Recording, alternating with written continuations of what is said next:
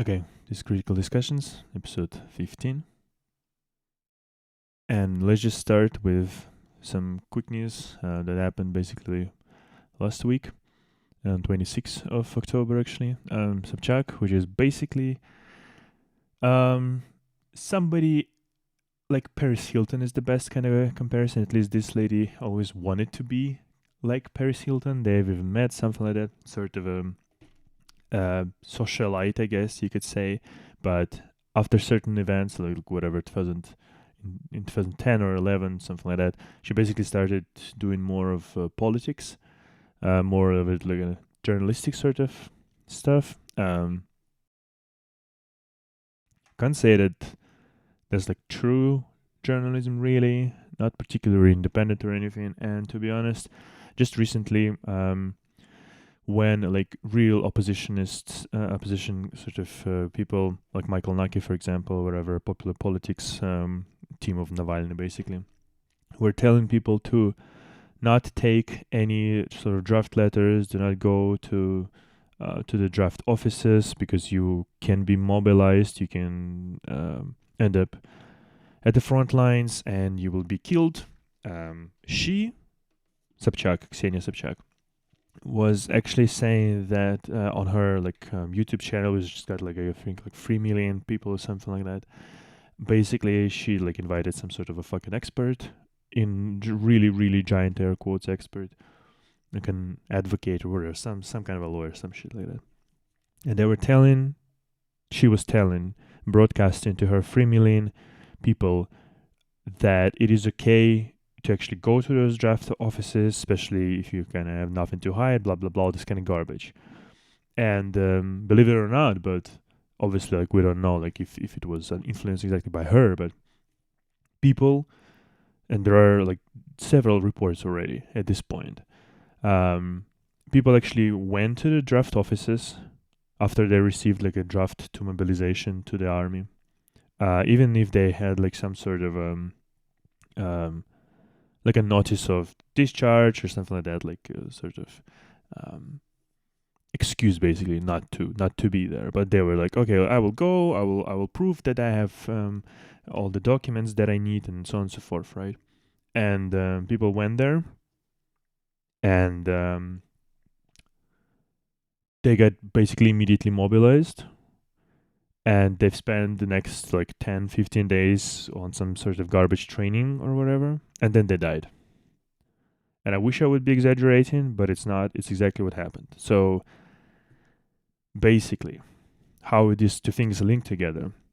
Once again, this lady who is now facing up to 15 years of jail time in Russia was directly, or could be basically directly linked to certain people's death because of her negligence, because of her stupidity, because of her brain dead advice to people to actually visit those draft offices and actually try to do things legally in Russia in 2022, in the end of 2022, not even in the beginning, in the end of 2022, when everybody can see that there are no laws anymore in terms of, like, I mean, if previously there were no laws, no courts, just courts, that is to say, in Russia. Right now, it's like beyond belief how anybody could actually believe anything that comes from Russian officials' mouths, like Peskov, the press secretary, Putin himself, and all the fucking cunts like this. So the fact that, and also, I think her godfather, Putin is her godfather. Sobchak is actually is father of this woman.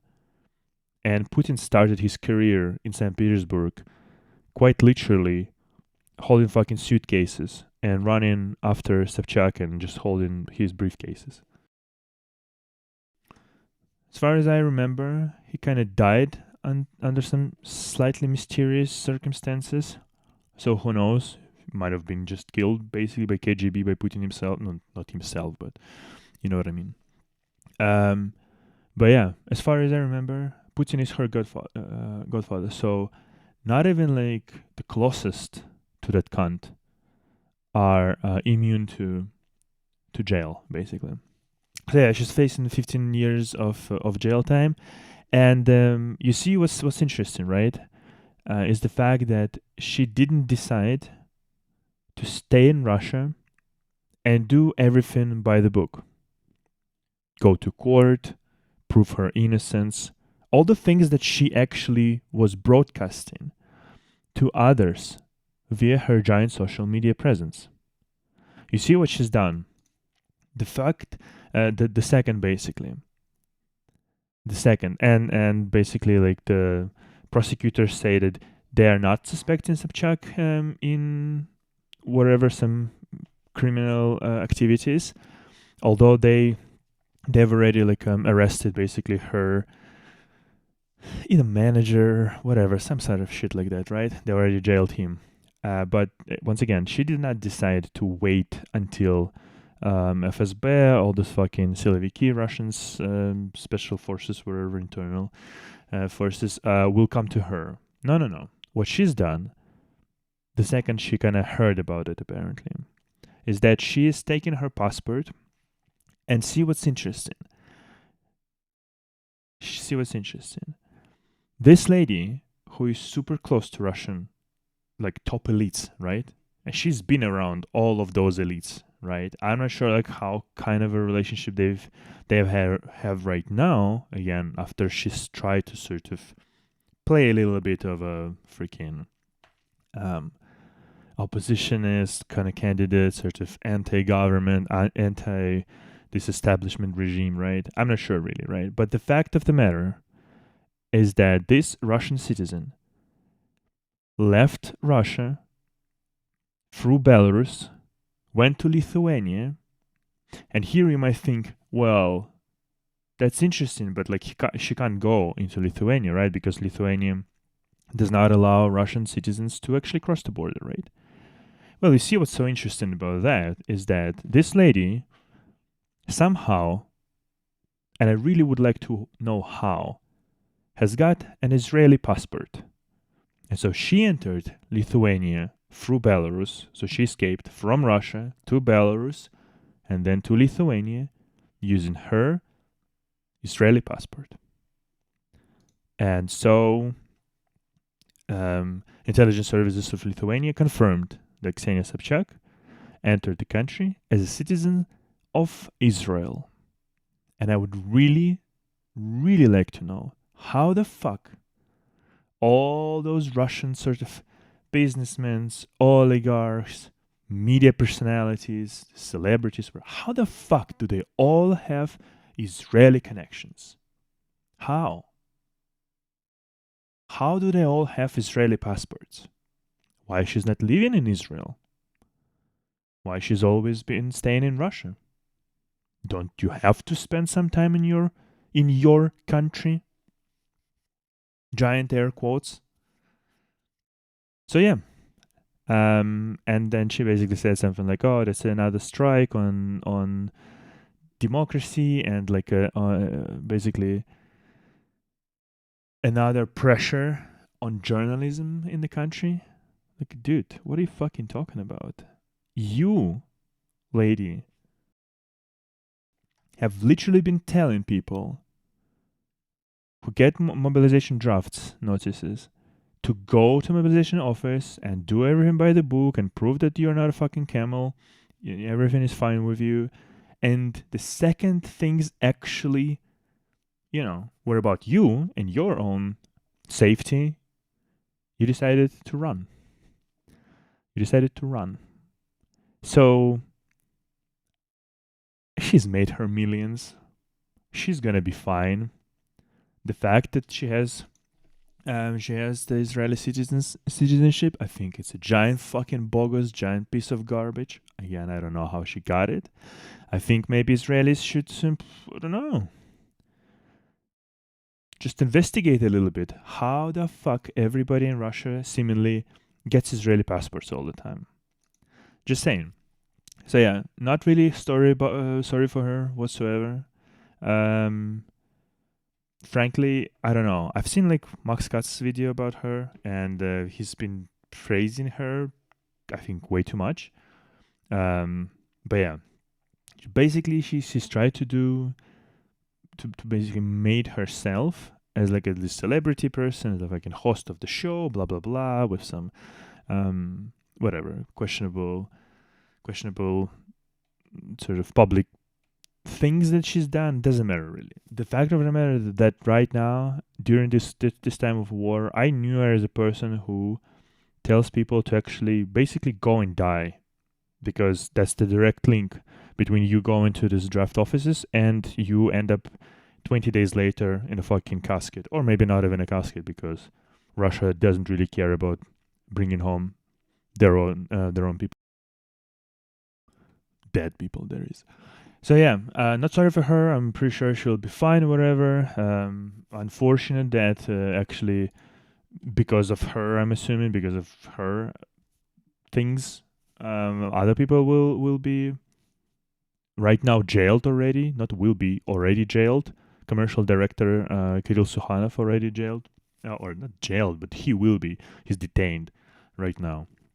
So yeah, other people will get hurt basically because of her. People in her own sort of circle, and once again, like I'm saying, people who listened to her and her experts and followed their advice to actually not avoid draft offices and policemen and all of these fucking people, but yeah, to actually try to do things by the book in Russia in 2022. Insanity. Anyway.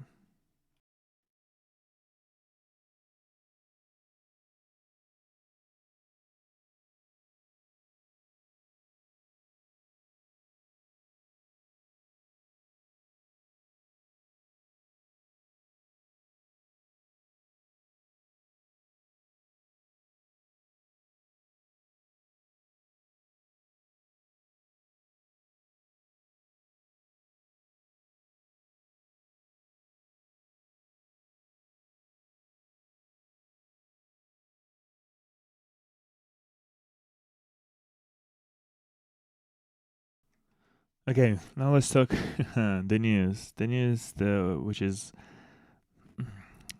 Chevskis, basically. Chevskis. In Belgorod, right? Oh, sorry, Belgorod. Oh my god. Volgograd. People are staying without water for like 5 days right now already, because canalizations pipe basically fucked up, and apparently more than 24 hours, just excrements, shit and fucking piss were just flowing directly into Volga River, which is just insane. Insane to think about the fact that things like that can happen in 2022, again, in more or less sort of supposedly developed country like Russia. And yet that's exactly what it is. So since 28th of October, this has been happening, that some sort of cement canal basically crumbled, and yeah, inside of it there was a canalization, basically sewer canalization again. Sorry, sewer, right? Sewer pipes, draining pipes, sewer pipes, and yeah, it's still been in a shitty situation. This whole thing, as you can see, there are photos basically.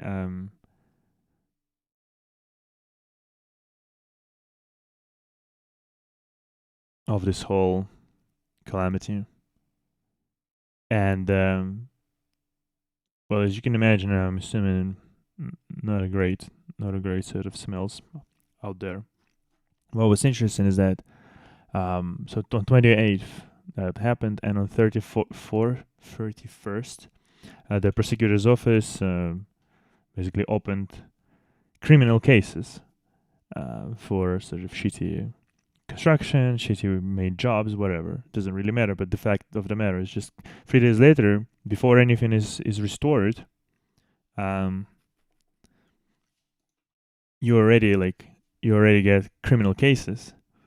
Although, like, probably everybody knows, at least you should know that in Russia, those like construction jobs that are related to the government, related to the cities, they're almost always are done by some sort of mafia friends of Putin.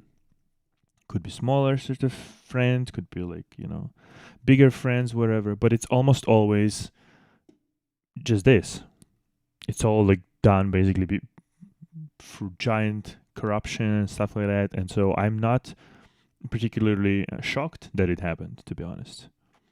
And yet, the fact that today is the 2nd of November and it's still haven't been restored. Yeah, still hasn't been restored. And that the governor of the Volgogradskaya Oblast, Andrei Bacharov, sort of arrived at the scene and stated that documentation is completely inaccurate. It's basically like, oh, like they shouldn't have been here. Like this is not done properly, wherever. But like we all know why. Like at least people who understand Russia and just the level of corruption. Just the level of corruption. Because like something should have been there, and someone said, you know what, we could actually save a shit ton of money, which we could pocket ourselves, and put there something different. And inevitably, quite literally, shit like that happens. So yeah, just wanted to bring this to attention. And by the way, let's take a look at the map. Where's Volgograd? It's right here. It's somewhat far away from Russia's capital, Moscow, but it's not that far away from Ukraine and from cities that Russia is actually bombing, occupying, and so on and so forth, right? Basically, from the border of Ukraine, the same sort of distance to more or less to Dnipro than to Volgograd and to Volgograd. Sorry. So yeah, while Russia is attacking Ukraine and tries to occupy this whole territory, right? Anywhere from Lugansk, Donetsk, down to Mariupol, Kherson, Sevastopol, blah, blah, blah.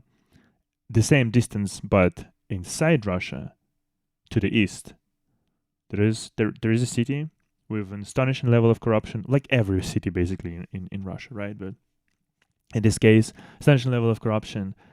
And while Russia is bombing Ukraine's infrastructure in Russian city, located the same distance from the Ukrainian border, is actually collapsing by itself because of the level of corruption, because of the level of negligence, because of the level of like, fuck you, basically, we can steal and we're gonna steal.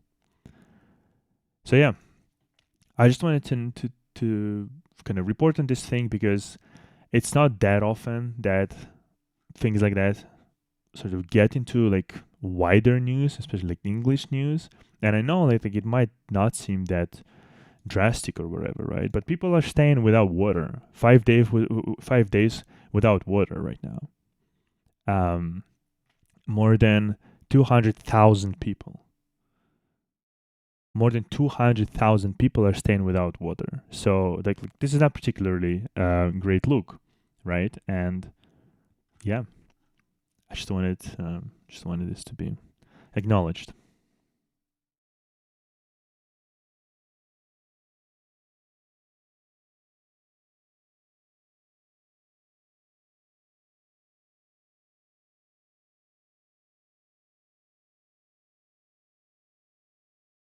Let's talk a little bit about one of the biggest cunts in Russia called Prigozhin, who is basically Putin's chef, and he's also a creator of the what it's called private military company Wagner, but it's not a private company because no private company has fucking jets and equipment like better than the army has got. This is basically a part of Russian army. He is the creator of this of this Chivakov Wagner, right? There is like a Wikipedia article. Russian one is a bit more in depth, but this one can also sort of give you a good idea as to who that person is, because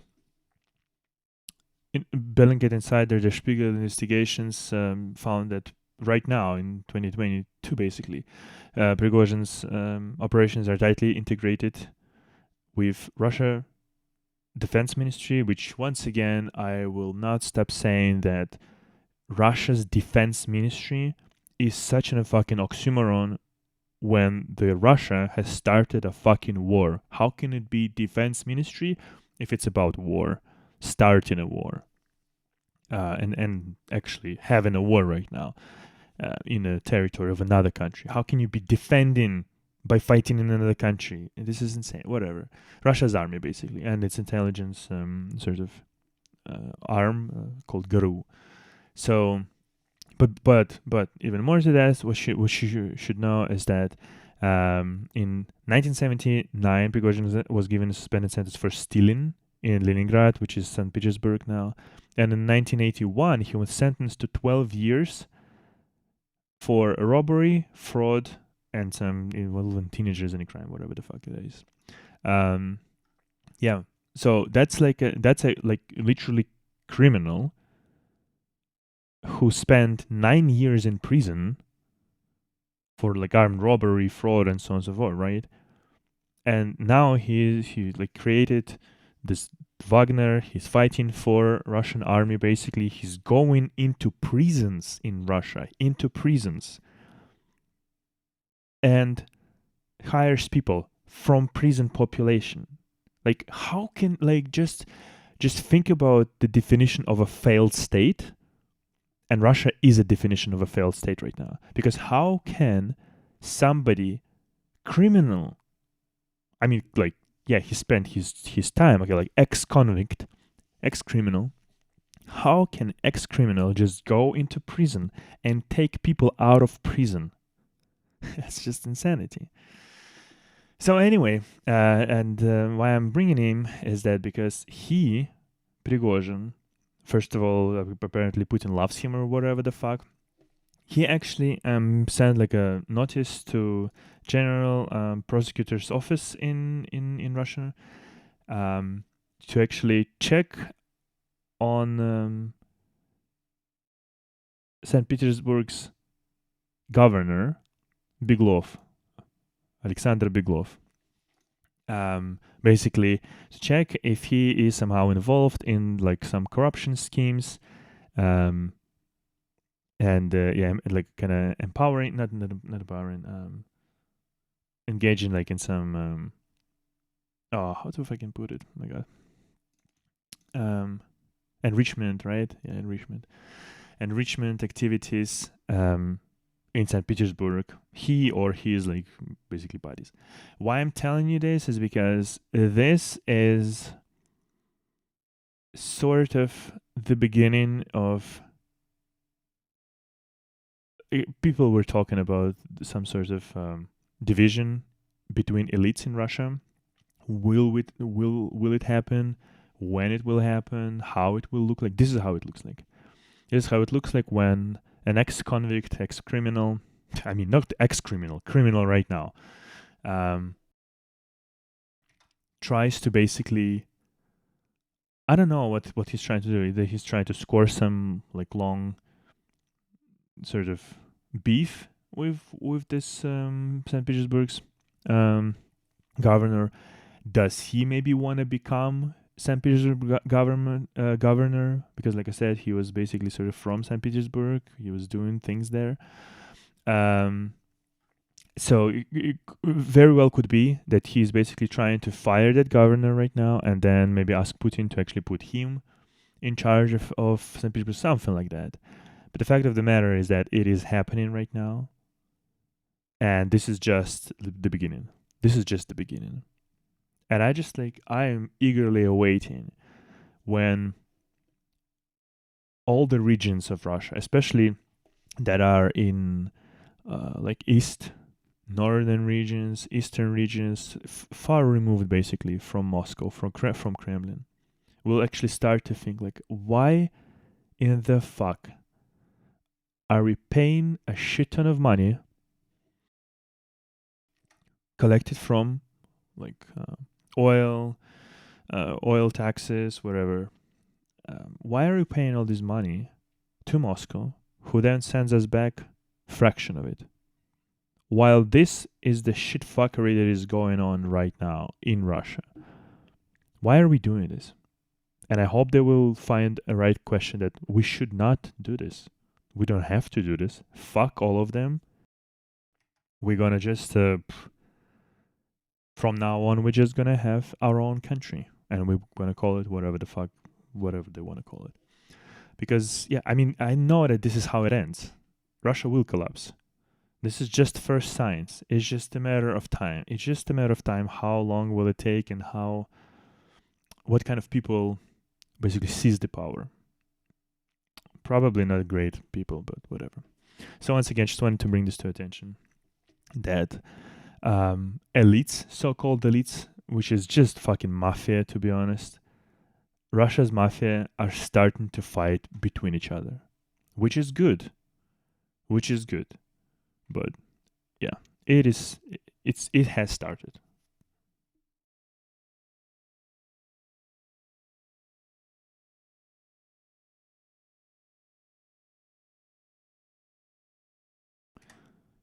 Quickly, people who are fleeing mobilization in Russia, Moscow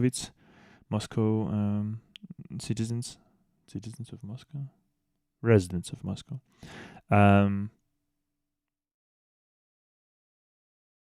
apparently are selling off their flats. And the amount of it's actually quite remarkable because apparently just in the month of October, the amount of flats that entered the market in Moscow is increased by 20% just in October. And in the past 3 months, it's 60%. 60% more flats has entered on the market for sale in Moscow in just the last 3 months. Basically, since, well, mobilization gets started like 2 months, but prior to that, yeah, I guess people have heard some rumblings or whatever. That is insane amount. Like, I mean, I don't really see like the numbers in terms of like the exact number, not the percentages, but numbers of flat. But the fact that in 3 months and like basically in like four months, maybe 5 months, it will be double the amount of flats that are on the market for sale. That is quite something. And what it means and what it entails basically is that, like, you should understand it yourself, right? Like, if you are selling your flat, you are exiting the country. You're not coming back. It's one thing to just go to another country, wherever, try to spend time, like basically wait away, I guess, this whole situation, something like that. But if you are determined to sell the flat, lose some money probably on it in terms of like, if you wouldn't be selling it in such a critical and crisis time, right? And you're still okay with this, you are not coming back. And if you have a flat to sell, I mean, you're already doing quite decent, even if it's like whatever, some older flat, doesn't matter. Flats in Moscow have historically been very pricey, basically, even for some shitty flats. And so yeah, that is once again, that is just a sign of things to come and times to come, in terms of quite, I guess, wealthy or wealthier people, smarter people are exiting Russia. And yeah, it's gonna be absolute shit show in whatever, like 10, 15, 20 years. Because obviously the amount of like pensioners, the amount of like older people will grow. The amount of young people right now because of this whole mobilization, war, all these fucking things, will decrease, and you're gonna get basically 1990s all over again, but probably even worse. So yeah, just an interesting little piece of information that that will come by basically whoever is gonna be trying to basically create anything in Russia in, like I'm saying, 15, 20 years. Yeah.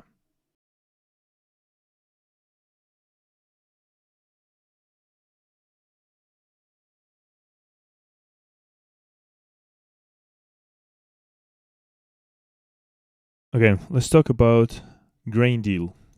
Grain deal. Because at some point in the past week, basically, Russia said, "Fuck you. We will not basically continue with our grain deal," and there were a bit of tension and a bit of like, well, not misunderstanding basically, but confusion, I guess. Like, so what will happen? And Erdogan, the Turkish autocrat, I think it's gonna like this is fair to say.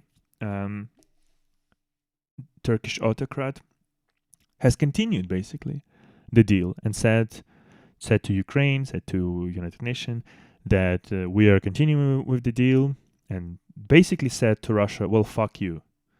And that's an interesting piece of information because I remember when this deal was first announced, it wasn't announced specifically for this reason. Ukraine didn't sign the deal with Russia because they understand that Russia cannot be trusted. So Ukraine signed a deal with Turkey, and Ukraine signed a deal with United Nations under like supervision of like I think United States, Britain, United Kingdom, I think someone else, not sure really.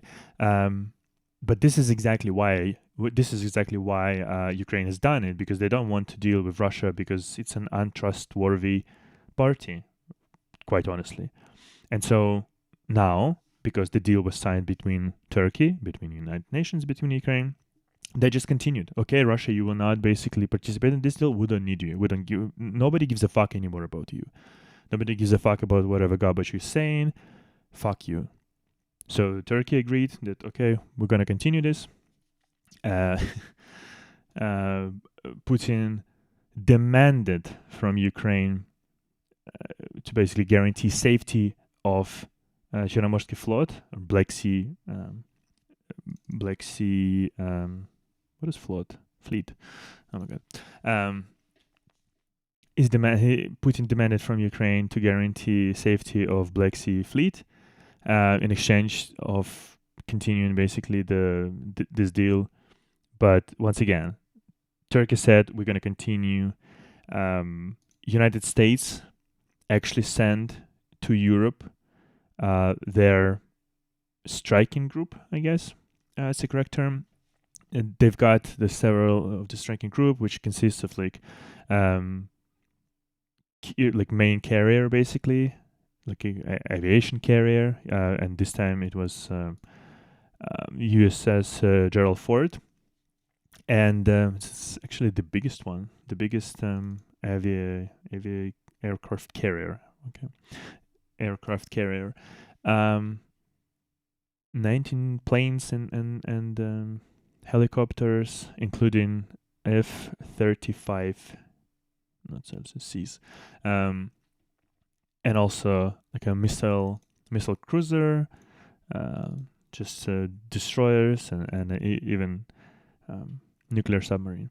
So right after Russia said that like basically we're not going to continue with this deal, US sent their striking group.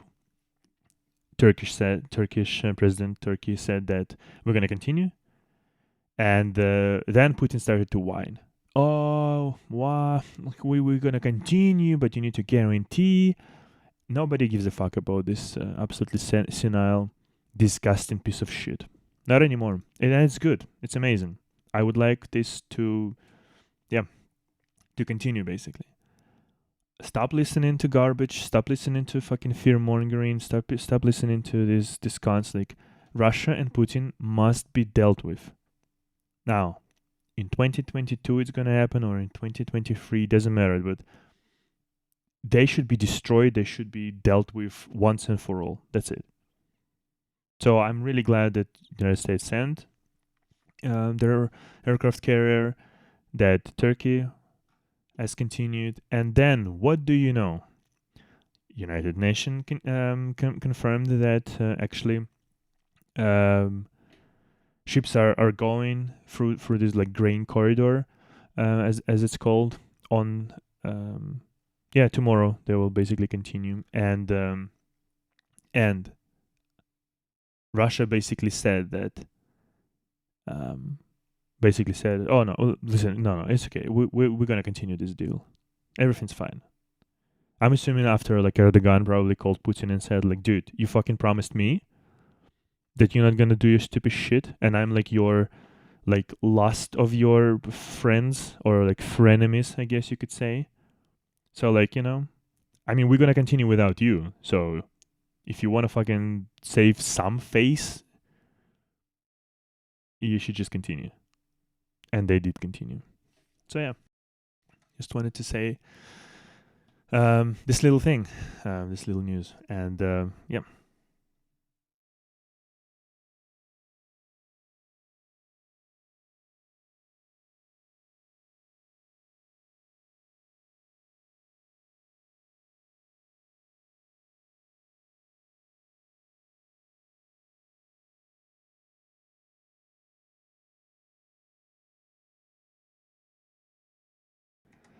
Now then, let's just lighten up the mood just a little bit. I mean, it's not particularly lighten up the mood, but yeah, let's just talk a little bit about something that, for example, Putin said that, which is it's just so ridiculously funny to me. At least sounds like that Russia wants to allow some other basically companies from, as they call it, friendly countries, companies from friendly countries, to develop their natural resources. So after Europeans and Americans basically stopped dealing with them, or like mostly stopped dealing with them, and stopped servicing or selling equipment basically needed to continue the operations of extraction of whatever, coal, oil, doesn't matter, gas, doesn't really matter what.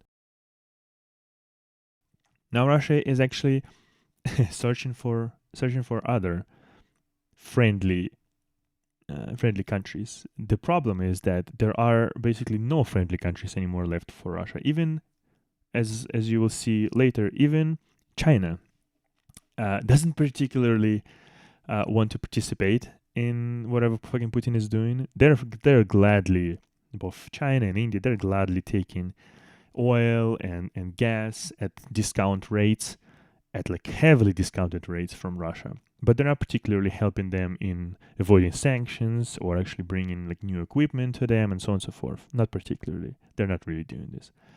So, yeah, I mean, that's just that. And Putin is going right now and like, oh, somebody come to us, please, and like develop our, natural resources, because I kind of fucked that up. I kind of fucked up everything. And now I need some saving. Well, I hope nobody's coming to save him. I hope nobody's coming, really. So yeah. Because yeah, ExxonMobil exited, Shell exited, Austrian OMV exited, Norway Equinor exited basically after the beginning of like full scale war basically. So yeah, and apparently like International Energy Agency predicts that by 2030 Russia will have lost a third of their portion of the worldwide energy resource market basically, and half of the market of gas basically, which I don't even know like if it's really true, because it feels like it should be more, because I think gas was like 70% of the gas was coming from sales of the gas was coming from Europe, and right now it's nothing basically. Like the last, I think last pipe that goes to Europe goes like through Ukraine, and I don't think it's gonna be. It's not gonna last. That's what I'm saying. So yeah, it's I don't know. I feel like this is probably even like underestimation, unless like some other countries will start buying it. But who would want to deal with them? It's like, yeah, this is a fucking reverse Midas. Reverse Midas. Sadim. Sadim is his name, should be. Vladimir Sadim. Who is like, everything he touches turns to shit. Everything he touches turns to shit. Yeah.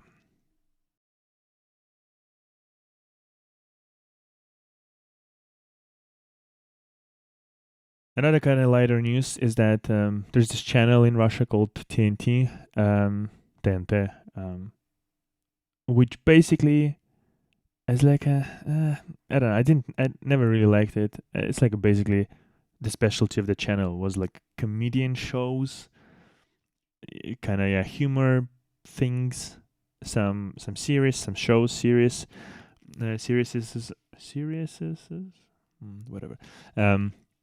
But yeah, I don't know. I never really liked the humor, to be honest, because it's quite a lot of it anyway, quite fucking stupid and just plays into stereotypes, and often it plays on stereotypes.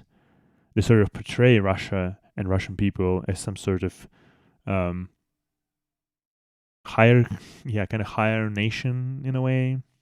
Like, oh, look at the fucking stupid people in the West, whatever. Yeah, not my taste, not my humor taste at all. Garbage. This is garbage. Was always garbage to me, basically. And although like quite a lot of my friends, acquaintances, whatever, watch that shit, I never really understood it.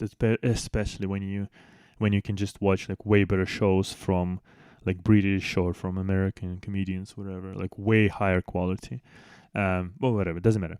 The fact of the matter is that apparently they're stopping filming or just programming in general several of their shows because of the fact that a shit ton of apparently comedians are exiting the country, leaving the country, and because they're afraid of mobilization, because they're afraid of being fucking prosecuted because you make some joke, because apparently nothing is off the table anymore. And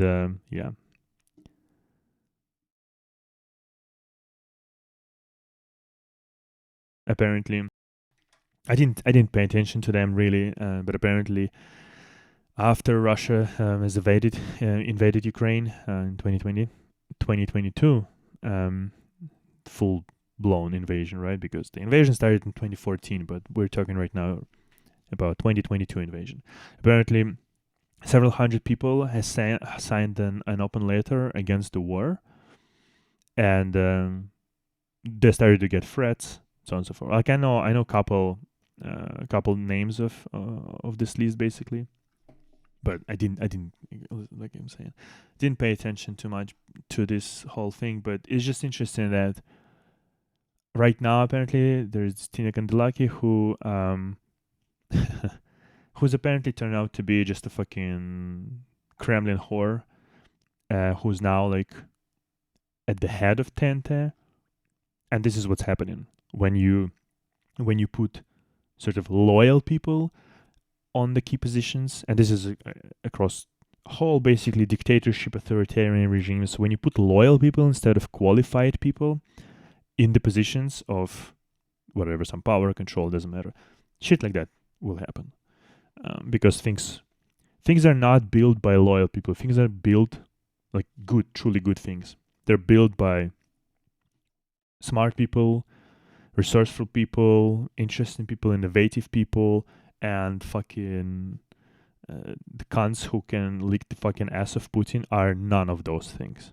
And so I can totally see that even whatever 15 to 10 years ago when I had seen even what was on Tente, I didn't like it. Like right now it's gonna be absolute fucking garbage. And so yeah, just wanted to acknowledge the fact that even like a comedian shows even this comedy industry is facing really heavy sort of downturns in Russia right now, and it's never good state for a country, for society, when comedians are afraid to speak out. And I know it's happened, in United States as well. You can't joke about fucking Me Too's or whatever, because immediately couple fucking 100 twats on Twitter want to cancel you, like whatever, with Dave Chappelle or whatever the fuck. Yeah, this is not good. Just this thing of resisting the oppression, and oppression in this case, in case of Russia, it's coming from the government. In case, like in the United States, or like even in Europe, to a degree, the oppression comes from minority screeching pieces of shit that are just like rearing, like cancel this, cancel that, while you always like go and take a look who those people are and what they've done. They've done nothing. They're fucking just pieces of shit who want to destroy things. So yeah, I'm pretty sure this is the beginning of an end for this channel, Ted there is, and yeah, because you need quality. Obviously, you need quality people, because if you don't have quality people, you will get shitty shows. And as I've talked about it on some previous episode, I don't remember the number, unfortunately, in which one we talked about it, but Russian TV, just in general, state media, they've seen a drop by like 15, I think, percent of viewers, because all they spend, all they show day in and day out is just news, just war propaganda news, basically. Just war propaganda, and just absolutely despicable, absolutely atrocious pieces of shit. And I'm assuming, once again, like, some of this will leak into, comedy shit like that. And so, yeah, I can totally understand why. While they will have problems with it. Okay.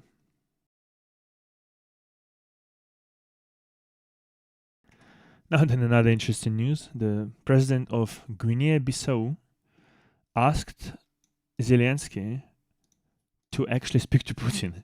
He said, Umaro Sissoko Mbalo said that at the meeting of Ukrainian president, that yesterday he was in Russia, and Putin sent you a message, basically asked to talk to you. He said that he's ready for some kind of talks. And obviously, I'm pretty sure that Zelensky said that when they're bombing daily our infrastructure, destroying homes of people, killing our people, like, how the fuck, what kind of a dialogue do you want? But it's so interesting that, speaking to what we spoke before, these are the friends that Russia's got. No fucking disrespect to Guinea-Bissau, but we're talking about Russia, we're talking about Guinea-Bissau, where I had to basically look where it is. I knew it is in Africa. I didn't know where exactly it is in Africa. So maybe speaks a lot about me that I'm not so aware of Africans' problem or whatever. But if a president of a smaller country in Africa has to be your mediator between you and the president of the country that you just attacked, because the rest of the developed and civilized world said fuck you to Putin, obviously, it's a sign of times.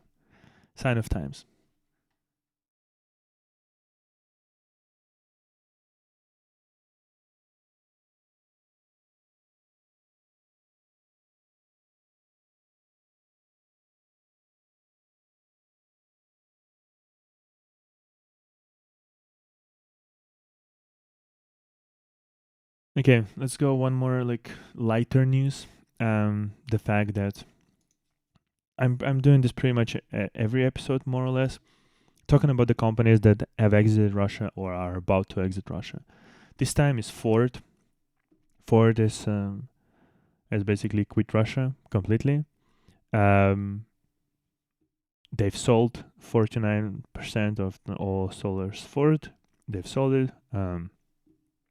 They've been creating certain cars in Russia, for example, for transit, and now they're not in Russia anymore. And it's so interesting because I just recently, just a day ago, yesterday, was talking to my good acquaintance, and we were kind of discussing things like that. And I don't know what he's watching, but he is somehow way more optimistic about this whole situation. Oh yeah, Chinese will come. We're gonna fucking whatever in like 10 years. We're gonna all ride on like Chinese cars, whatever. I'm like, dude, this is nothing good. And you are driving Ford right now, quite new Ford. No, not Ford. Sorry, Volkswagen. You're not driving fucking some shitty Chinese crap. You're driving Volkswagen, quite new, quite decent, with a good sort of good package and everything. You're not looking forward to it. So like, and you would be fool if you think that this is anything good. So yeah, Ford is exiting the country. Bridgestone is exiting the country of Russia. Um, they will try to like sell whatever assets they have right now, and yeah, and it's once again like it like the countries that are exiting Russia. Russia is like 1%, 2%, fucking maximum 3% of their whole like business most of the time. Um, so it's like they will have slight losses, or maybe not even losses. Who knows? Like maybe losses of these assets, will be covered by some profits in other territories, whatever. And previously, Nokian, Finland, manufacturer of tires, Nokian also exited the country, and yeah, Michelin also is exiting. Basically, everything is good is exiting Russia. I mean, which is understandable because yeah, everything that's been good in Russia didn't come from Russia. It came from all the good Western developed countries, developed nations, developed businesses, and yeah, it's gonna be shitty for people. Let's put it that way. It's gonna be really shitty for people. And then we can talk about Huawei, right?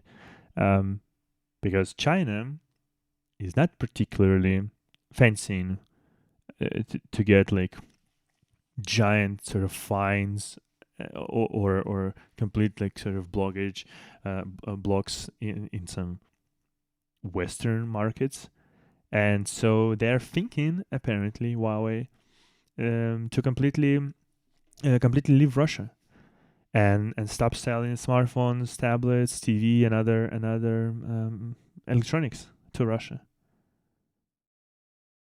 And they're saying even that right now Huawei is not selling basically electronics directly to Russia. So already they're probably doing some sort of kind of slightly shady things, maybe to avoid probably secondary sanctions, maybe selling things like through Kazakhstan or something like that.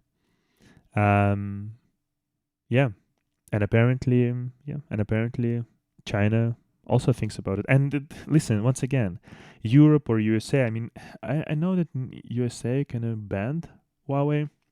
I'm not sure to what extent, but I'm pretty sure it's still sold in Europe, quite a lot of it. And then just in general, like I know that sort of Android phones, quite a lot of them are Huawei phones, sold like in Belarus, for example, in Russia, whatever. And they're kind of decent quality, I guess. So yeah, the fact that they will exit as well is just so interesting. That, like I'm saying, I sometimes talk to certain people and they have some absolutely skewed perception of the world and perception of the news and politics and everything like that, and economy as well. They think that this one acquaintance has said basically, oh yeah, it's like whatever, it's money, like they of course they will continue doing business. And I'm like, I don't know, I didn't say this, but yeah, probably next time we're gonna have this conversation. I just want to know what those people are watching, what kind of news, where do they get their news from? Because I'm pretty sure it's not your Medusas of the world, Moscow Times of the world, your Current Time, whatever, like BBC's. Like, I'm pretty sure it's not these resources, because their perception of the world, of those people, are way too skewed towards sort of pro-Russian and, oh no, business is business. No, business is business, but at the same time, yeah, business is business. And if a country or a company faces, or potentially faces, a giant fines and potentially will lose like a giant market, as like something like Europe, whatever, United States, doesn't matter. And then they have this like smaller market with like 1% or 2% of their sales versus like 20% of their sales, like 30%. Yeah, then it's just business. And yeah, whatever. And also Beeline, which is Russia's like one of the three biggest Russian mobile carriers. Which is interestingly, Beeline, I actually didn't really know that it's not Russian. I thought it's like a joint venture, but apparently it is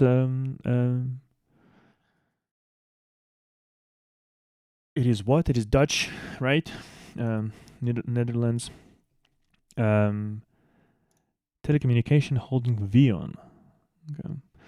So yeah, apparently they are thinking about actually exiting Russia as well, which is very interesting. And it's not even like thinking; it is actually starting to conduct the sales process for its Russian operation. And it's an official statement on vion.com website. That is extremely interesting, which is basically means that either there will be one less mobile carrier in Russia, or as usual with these things, if they're gonna get sold to some Russian entity wherever, the quality will get dropped off of cliff basically.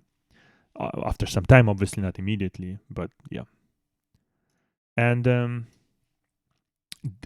dealers of foreign cars basically selling that we're gonna see empty shelves because we have cars basically for 2 months, and then no more new cars, no more new Mercedes, no more new Kias, Fords, whatever. And yeah, prices up 20%. The market just in general dropped by 70%, which is almost a dead market. And yeah, almost dead market with prices going up, and distributors are saying that they might not have any more new cars by the beginning of 2023. So just in a couple months. Let's just be like, I don't know, sort of positive about it, and let's just say like in 6 months, Russia will basically have no more new cars. I don't know. China will not replace this, even if they wanted. I don't think they could or they would, but I don't think they can, because I'm pretty sure once again if they will continue to evade some embargo, some sanctions, whatever, or sooner or later there's gonna be some sort of secondary sanctions and stuff like that. So yeah, just wanted to bring a little bit of this economic news, car news, company news, business news. Yeah.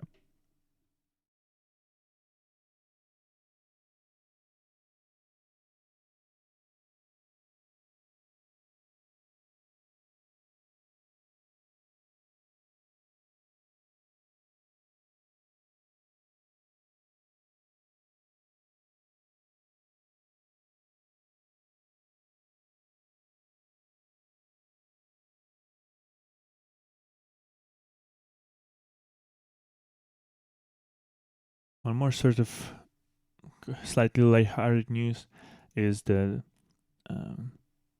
singer I guess, singer, like an artist personality, or a Verka Serduchka, which is actually a guy called Andrei Danilka. Yeah, drag things were not really invented somewhere else. Apparently, it's been here as well. Whatever, doesn't matter. He will sell. Freddie Mercury's Rolls Royce from 1984 on an auction. Auction will be held in London, Sotheby's, 5th of November, and Sotheby's even will not take any percentage of the profits, and so all of this money will be going to a rehabilitation center, Superhumans, that apparently will start in 2023, and this rehabilitation center is gonna be for basically reconstruction of like lost limbs by prosthetics, and yeah, basically dealing with the horrendous shit that Russian war has brought to Ukrainian people.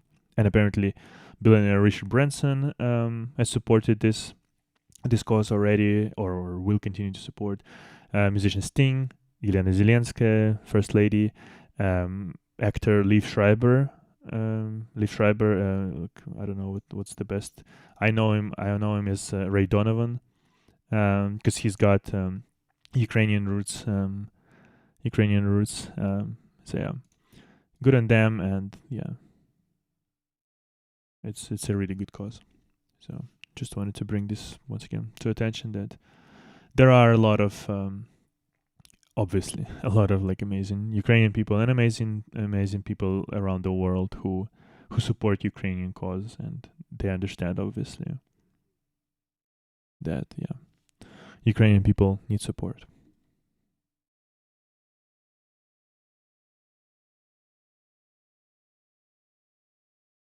Meanwhile, Russia is continuing to strike all of the, or not all, but like a major amount of energy infrastructure in Ukraine. There've been strikes basically on hydroelectrical stations on river Dnieper and Dniester, and a lot of sort of Ukrainian cities are also like either completely without electricity, or with like losses of electricity. And so basically there are procedures in Ukraine trying to sort of use electricity less, to save it a little bit, to give sort of repair teams to chance and time basically to repair certain damaged infrastructure. And this is just horrendous. And this is I've talked in a previous episode about the fact that PASE in Europe, Parliamentary Assembly of Council of Europe, basically recognized Russian regime as a terrorist regime. And this is why, because they are they're not even like pretending anymore. Russia, Putin, they are directly saying that yes, we are doing strikes on Ukrainian infrastructure. This is just war crimes. This is a terror tactics. So yeah, I really truly hope that Ukraine can survive this and can liberate their territories as quickly as they could. That would be so great, because what's going on obviously is completely horrendous. Yeah.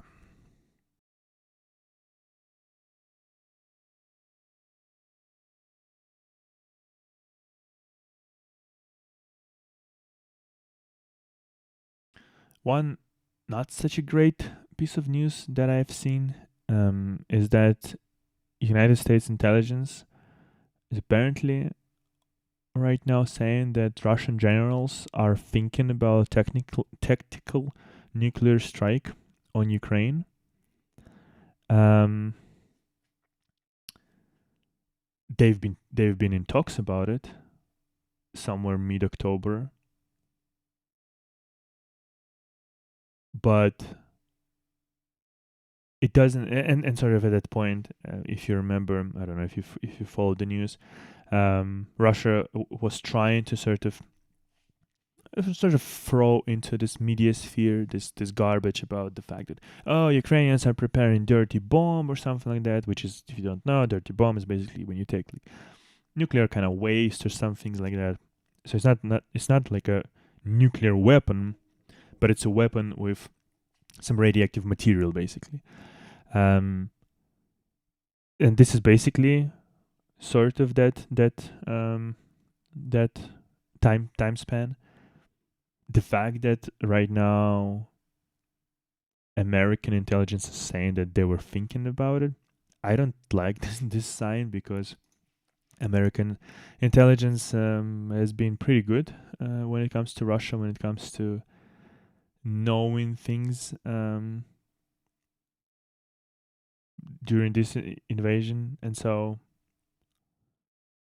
yeah, it doesn't seem like these talks like went anywhere really, but the fact that they were talking about it is not a good sign. But sort of slightly because of this, United States um, have called basically Russia as a nuclear threat, and decided to renew their whole like nuclear triad. And yeah, like I told you before, that they've sent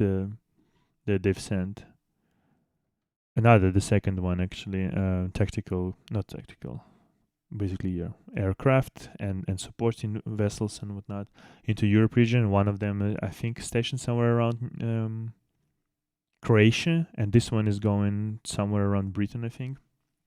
Um, yeah. So basically, right now, United States wants to create basically complete modernization of their whole sort of nuclear arsenal. Um, Apparently, they're developing ballistic intercontinental, right? Intercontinental missiles, Sentinel. Um, yeah, they will have different new like missile carriers, like the bomber carriers, right?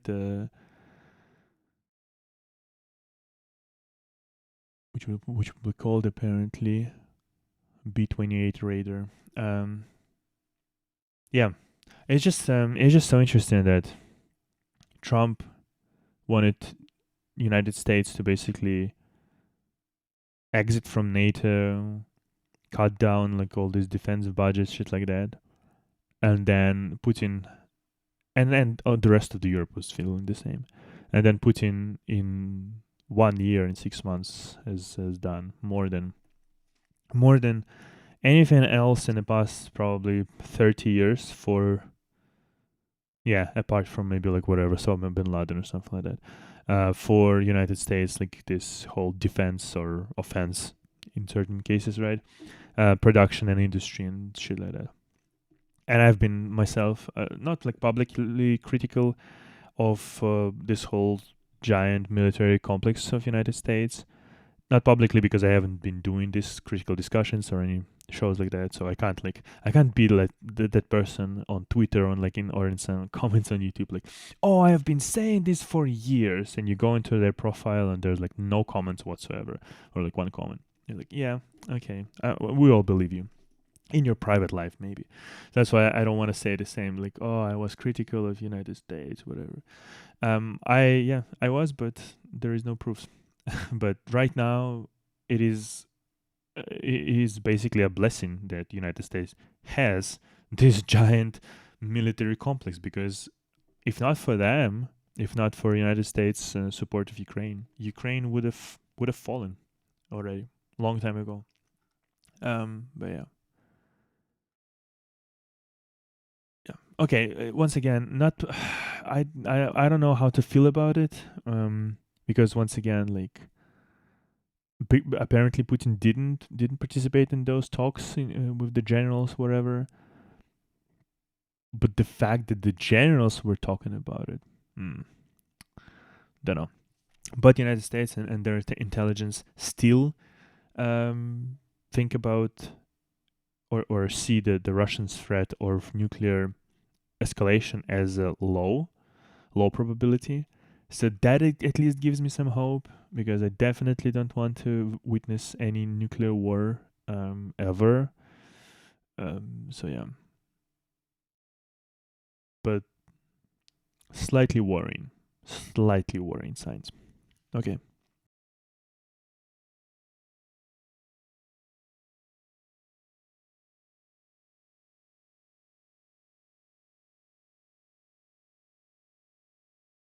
Okay, we can't just end on this absolutely sort of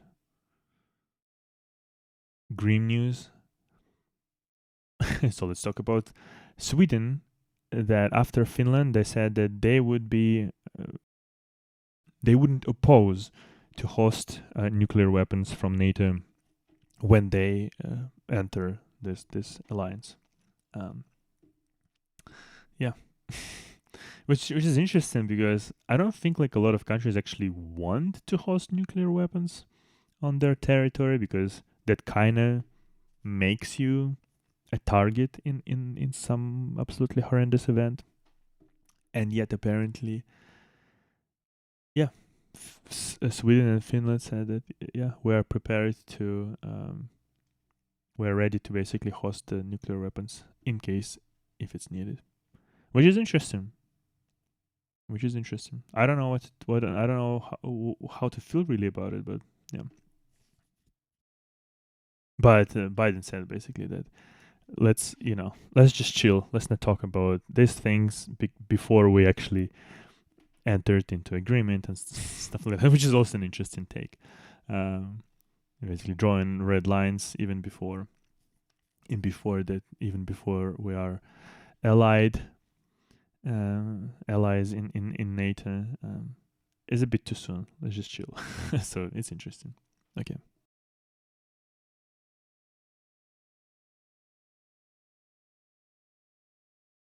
I just wanted to talk about this tax offices and ZAGs, which is how it's in Russian called, basically offices where you register the marriage register offices, basically. Um,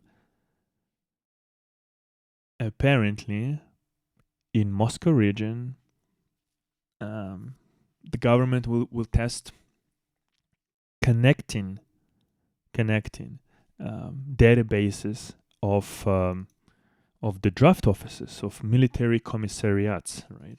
Of draft offices or wherever military commissariats, connect them to other systems, other databases, right? And apparently, there are plans to connect. So think about it. These military draft offices connect their databases with the offices of tax service, the offices of pension service, the offices of marriage services. And a cunt who is a first. What the fuck is this shit like? Oh, they're just inventing. So deputies head second boy first. I don't fucking understand. Whatever. Some cunt said that these military commissariats should know more about a human or person, right, and their health more than he himself.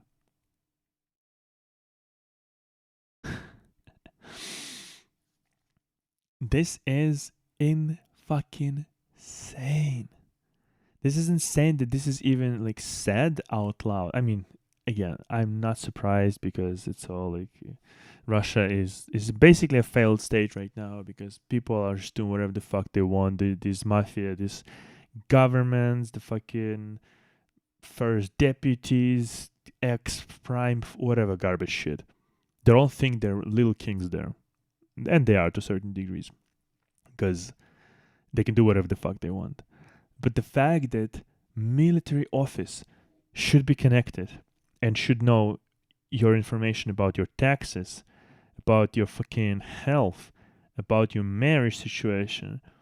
This is crazy talk. This is crazy talk about your pension. This is crazy talk.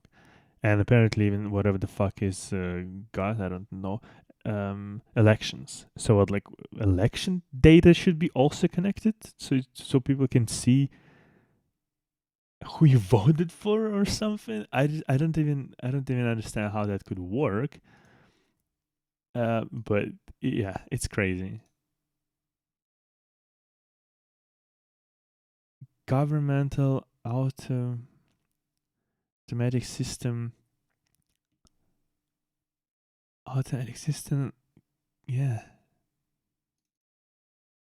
Elections. What the fuck? I mean, okay, I don't want to deal with this, talk about it too much. It's just a level of its insanity, basically, that certain cunts are proposing beyond belief, just beyond belief. And I just want this, like, the acknowledgement of this craziness to be out there in the world, so people get, like, I don't know, sometime, whatever, in a year, whatever the fuck, just come to this, like, little video and just take a look at what kind of a garbage shit this absolutely brain dead cunts in Russia were suggesting. Yeah, this is for documentation purposes, basically. We're doing this.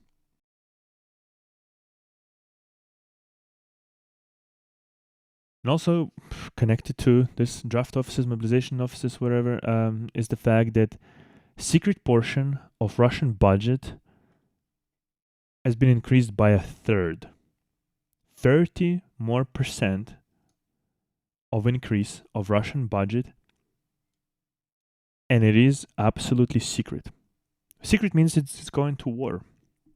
So Russian budget has increased by 30%.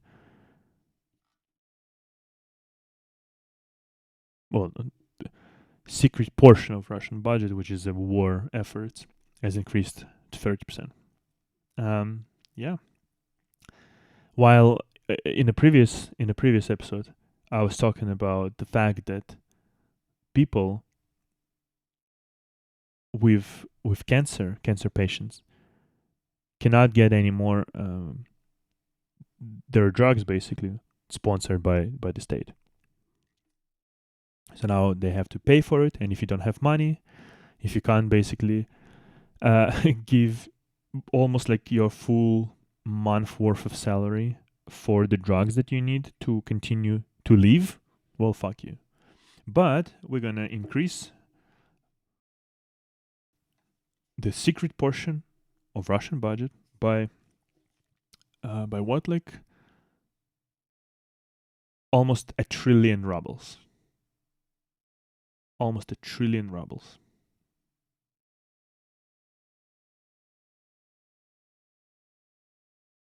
Yeah.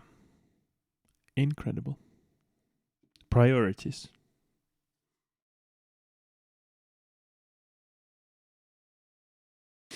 And in the meantime,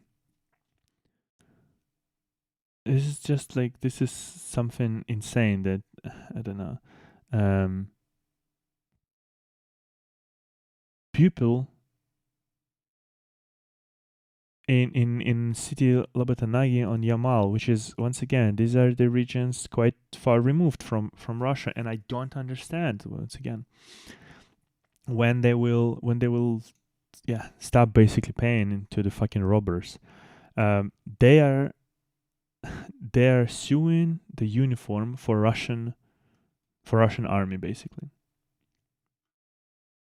That is insane. That is just insane that some teacher or director or the headmaster of the school said that this is okay and let's do this. That is insane.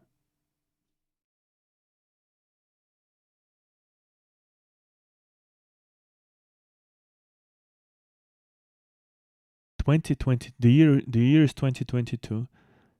In Russia, child labor is being used in schools, in schools, to sew the uniform or portions of the uniform for a Russian fucking army, presumably second most advanced, largest army in the world. Tell me this is not some fucking Kafkaesque fucking nightmare, delusion, simulation kind of a shit. Tell me it's not. All right.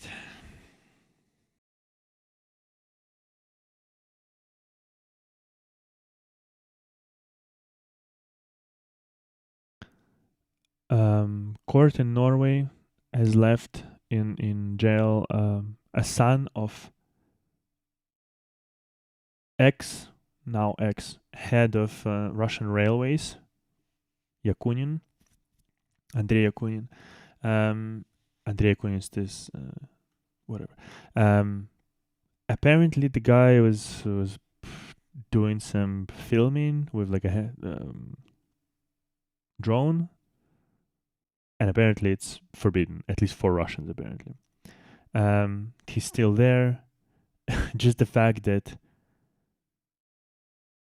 the head of like one of the biggest like corruptioners in Russia, the son of one of the biggest corruptioners of in Russia, is freely just like strolling around Norway, and he's just been caught because of some stupid drone law, is beyond my belief. Why in the fuck is he like in Norway in general? Like quite literally, once again, when Europe is banning regular Russians from entry, people of corrupt oligarchs, Russian mafia, they or their families just enjoying beautiful, peaceful life of Norway. I just don't get that. I just don't get that.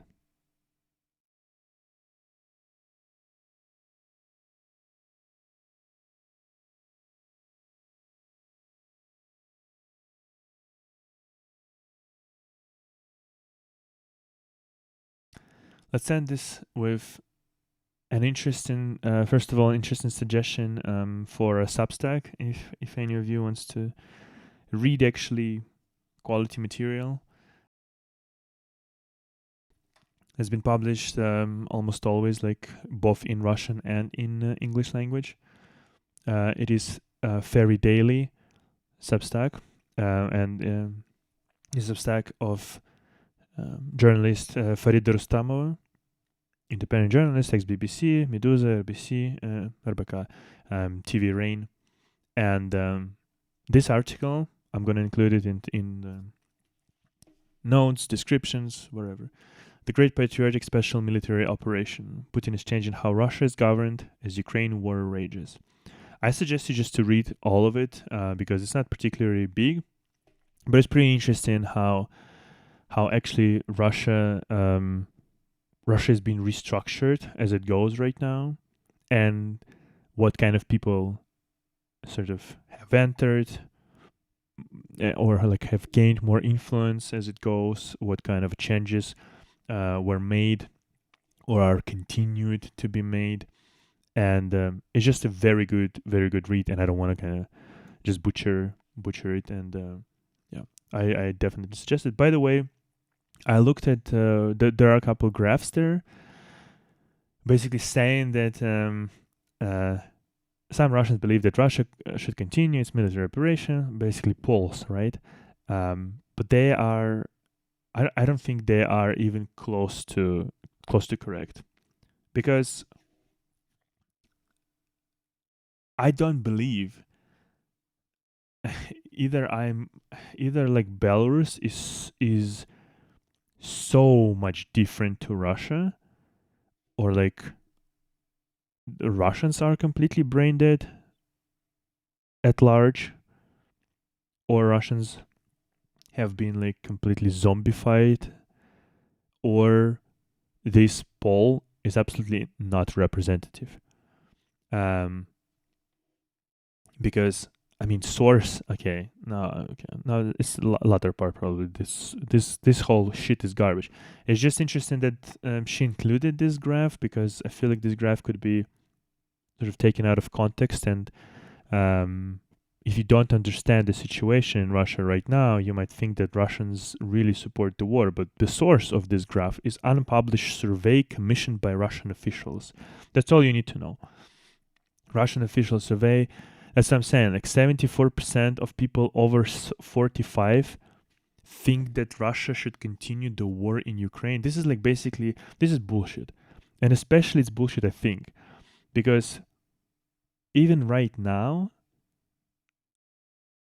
you want to be telling me that people 18 to 45 who are seeing how their good living is being destroyed, and especially right now in October, well, whatever this mark here on the graph is in October, 20th of October, says that support of Russian war against Ukraine amongst people 18 to 45 has increased up to 58%, all the way from 37 back in August. This is giant pile of horse shit. Giant pile of horse shit. Especially in October, when mobilization is in full fucking blast, when people are actually now in Russia afraid for their lives. You're telling me that the support of Russian government has increased by like 20 fucking points. How? Like, what kind of a moron would believe in this shit? That's what I'm saying. Like, if you don't understand the situation in Russia and the core sort of, yeah, there are a lot of shitty people. There are people who believe in Russian propaganda. There are people who are just afraid of this like torture machinery, of this brutal fucking apparatus. But there are also a lot of people who don't want to die, who don't want their incomes and lives to be destroyed, and so on and so forth. So I just wanted to acknowledge these two graphs that it's garbage. It's garbage, and you shouldn't believe it, basically. And especially when you see source unpublished survey commissioned by Russian officials, that should tell you everything. But I just wanted to acknowledge the fact that these graphs are garbage. I do not believe that more than half of Russians 18 to 45 support this war in Ukraine. And there is no fucking way that since September, in 1 month, the support increased and by 20 points, and that it should continue, especially exactly in that time when mobilization has started. No fucking way. Like, this is made for some brain-dead morons. But because I know that someone will take it out of context, someone will say that, see, ban all Russians, they're all bad.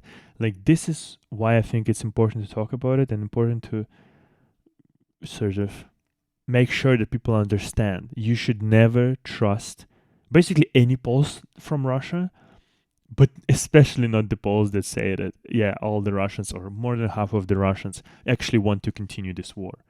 Not after their literal lives are at threat right now. There is not a single chance in the world. Not a single chance. Even if you run this simulation 2 billion times, that your country has started a war, you've been sort of left alone for 8 months or whatever, and then you've been drafted to this war, and suddenly your support increases by 20%? No, 25% even. Oh my god, this is such a just absolutely fucking brain dead thing that I'm genuinely like, I don't know why it's included. I don't know why it's included here, because, like I'm saying, it could be just taken out of context and someone will misinterpret this and so on and so forth. But once again, the journalist seems to be pretty decent. So yeah, take a read. I'll include it. Okay. I think we're done for today. It's been Critical Discussions, as per usual. Please subscribe, like, share, follow, all the usual stuff. Share the videos around. Comment. And yeah, I'll bring you some other piece of news. I truly, deeply want so much to bring you whatever next week or the week after, just the news that Ukraine has liberated all their territories. Now they've got the best air defense systems. They've destroyed most of Russia's like ammo depots and everything, even on the territory of Russia. Russia is not a threat anymore. It's collapsed into whatever 20 different regions, and yeah, the war is over. I want to bring you that news. I hope it's gonna happen soon. In the meanwhile, take care. Just take care. Stay smart, stay curious, stay smart, and stay safe. All right. Bye.